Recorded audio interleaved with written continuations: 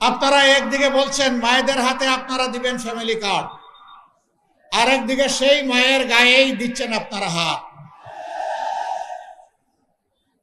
আপনারা মাদেরকে কিভাবে দেখবেন এখনই বোঝা যাচ্ছে। মর্নিং শোজ দ্য ডে, সকালের সূর্য দেখে বোঝা যায় সারাদিন কেমন যাবে। ভোটের আগের হালত দেখে বোঝা যায় কেউ নির্বাচিত হলে আগামীটা কেমন হবে। মনে রাখবেন, সেদিন যেমন ঢাকা বিশ্ববিদ্যালয়ের আমাদের মেয়েদের গায়ে হাত দেওয়াকে জাতি ক্ষমা করে নাই, গর্জে উঠেছিল, ফুঁসে উঠেছিল, আজকেও মেয়েদের গায়ে হাত দিচ্ছেন, নিজেদের কবর রচনা করবেন।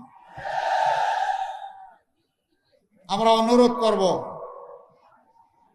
মেয়েদের গায়ে হাত দিবেন না, মেয়েদেরকে অপমান করবেন না, কারণ আপনারও মা আছেন।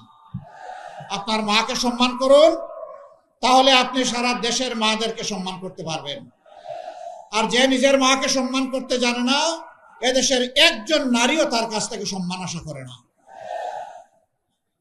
আপনারা দেখেছেন মাথা গরম হওয়ার কারণ আছে।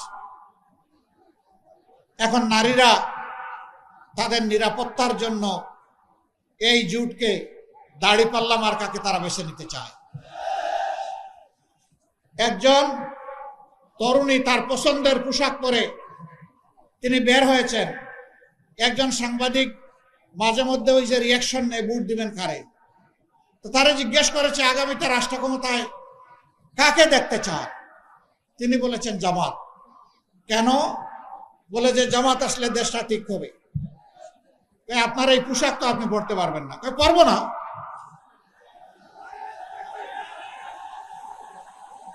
বলে যে এই পোশাক বদলাতে হবে। বদলাবো। এরপরে জিজ্ঞেস করেছে জামাতের কোন জিনিসটা আপনার ভালো লাগে, পছন্দ হয়। জামাত, পুরাটাই আমার ভালো লাগে। এগুলা দেখার পরে মাথা ঠিক থাকবে? ঠিক রাখতে হবে। যদি গণতন্ত্রে বিশ্বাস করে থাকেন, তাহলে অন্যের মতামতকে প্রাধান্য অবশ্যই দিতে হবে। আমরা মাদেরকে বলবো, আপনার যাকে পছন্দ আপনি তাকে ভোট দিবেন, কিন্তু কোনো জালিম যদি আপনার দিকে চোখ তুলে তাকায়, সাথে সাথে বলবেন 12 তারিখ আমি যাব, তুমি পারলে ঠেকাইও। যে মায়েরা শরীফ উসমান হাদির মতো সন্তান জন্ম দেয়, আবরার ফাহাদের মতো সন্তান জন্ম দেয়, আবু সাইদের মতো সন্তান জন্ম দেয়, সেই মায়েরা আল্লাহ ছাড়া কাউকে পাত্তাই দেয় না।